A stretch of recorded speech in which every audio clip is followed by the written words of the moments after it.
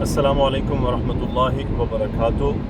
بسم اللہ الرحمن الرحیم، الصلاۃ والسلام علی رسول الکریم، الحمدللہ رب العالمین۔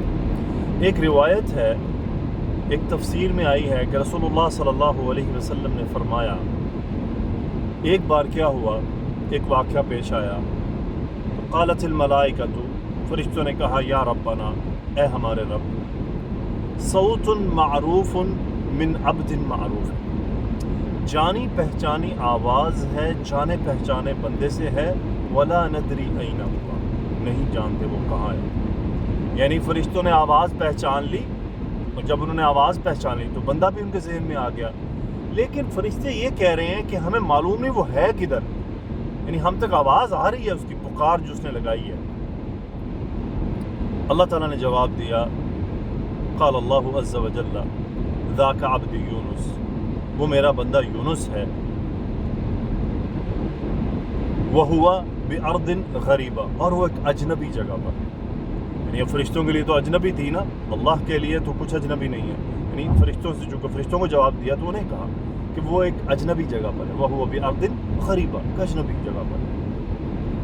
قالت الملائکۃ، فرشتوں نے جواب دیا، عبدک یونس، تیرا بندہ یونس، الذی کان یصعد الیک منہ عمل صالح فی کل یوم، وہ یونس جس کا نیک عمل تیرے پاس روزانہ چڑھا کرتا تھا، وہ یونس، یعنی یہ اس کی آواز ہے۔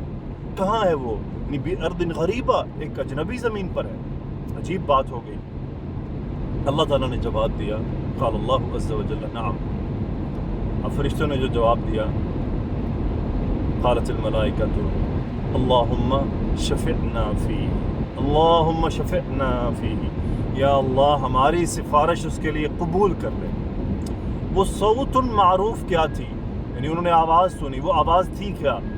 جب یونس علیہ السلام نے فرمایا لا الہ الا انت سبحانک انی کنت من الظالمین، تو فرشتوں نے یہ بات کہی تھی، صوت معروف من عبد معروف، جانی پہچانی آواز ہے، یہ جو بندہ پکار رہا ہے یہ تو سنی ہوئی آواز ہے۔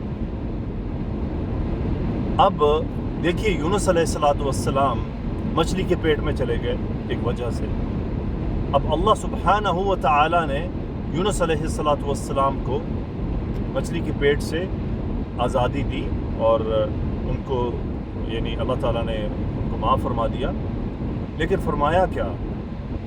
فلولا انه كان من المسبحين، بلکہ یوں، اعوذ باللہ من الشیطان الرجیم، فلولا انه كان من المسبحين للبث في بطنه الى يوم يبعثون۔ اللہ تعالیٰ نے کیا بات کہی کہ اگر یونس وہ تسبیح کرنے والوں میں سے نہ ہوتے، تسبیح کیا ہے؟ باقی بیان کرنے والوں میں سے اللہ کی بزرگی بیان کرنے والوں میں سے نہ ہوتے، لَلَبِثَ فِي بَطْنِهِ إِلَى يَوْمِ يُبْعَثُونَ، روز قیامت تک، دوبارہ زندہ کیے جانے تک وہ یونس علیہ السلام مچھلی کے پیٹ میں رہتے ہیں۔ اللہ اکبر، اللہ اکبر۔ آپ دیکھیں یونس علیہ السلام کو ان کی جو غلطی تھی اس کو نجات کیسے مل رہی؟ تسبیح کرنے پر، اللہ کا ذکر کرنے پر، اور خاص طور پر تسبیح۔ فلولا انه كان من المسبحين، تسبیح کرنے والے۔ اور دیکھیں جب انہوں نے اپنی دعا مانگی تو اس وقت کیا انہوں نے انداز اختیار کیا؟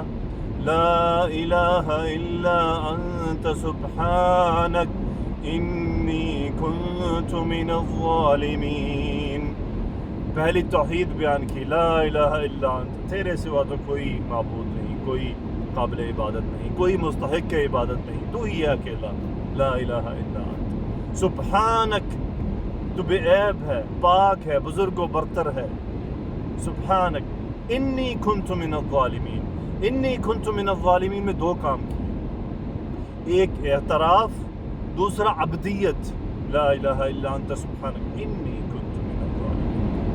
میں ہی یقیناً ظالم ہوں سے تھا، یعنی مجھ سے یہ خطا ہوئی ہے۔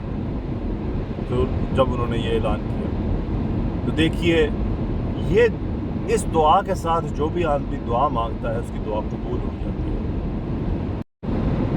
تو کثرت ذکر دیکھیے کیا ہوتا ہے، اللہ تعالیٰ کی پاکی بیان کرنا، ذکر کثرت سے کرنا، اس کا نتیجہ یہ نکلتا ہے کہ فرشتے ہماری آواز پہچاننے لگتے ہیں۔ یعنی روز ایک آدمی آپ کے پاس آئے، آپ کی اس کی آواز آپ سنتے رہیں تو اس کی آواز تو معروف ہو جاتی ہے۔ گلی میں ایک آدمی آتا ہو، روز آوازیں لگاتا ہو، جیسے ماشاءاللہ پاکستان میں ایک ماحول تھا، معلوم نہیں ہے یا نہیں، صبح صبح کوئی ایک آدمی ہوتا تھا جو نماز کے لیے جگایا کرتا تھا۔